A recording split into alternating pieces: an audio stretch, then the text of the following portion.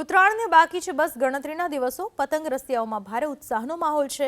અમદાવાદનું સૌથી મોટું પતંગ બજાર એટલે દિલ્હી દરવાજા પતંગ બજારમાં એકથી એક ચડિયાતી વેરાયટી જોવા મળી રહી છે. આ વખતે પ્રધાનમંત્રી નરેન્દ્ર મોદીની તસવીરવાળી પતંગ અને ફિરકી આવી છે. ફિરકીની વાત કરવામાં આવે તો સુરતી માંચો, બરેલી, ભગવાનદાસ, સાંકળ 8ની દોરીની ભારે માંગ છે. જોકે આ વર્ષે પતંગમાં ભાવમાં 30% વધારો થયો છે, જ્યારે દોરીના ભાવમાં 50% જેટલો વધારો થઈ ગયો છે. ભાવ વધારાની ગ્રાહકો ઉપર અસર જોવા મળી. જે ગ્રાહકો પહેલા 200 પતંગો લેતા હતા એ હવે 100 પતંગ લઈ રહ્યા છે. ખરીદારી જે દર વર્ષે કરતા હતા 10 કોડી એ અત્યારે 5 કોડી લઈને જાય છે અને 30%ની મોંઘવારી એ તો બધાને નળ જ છે. અને દોરીમાં 50%નો વધારો છે.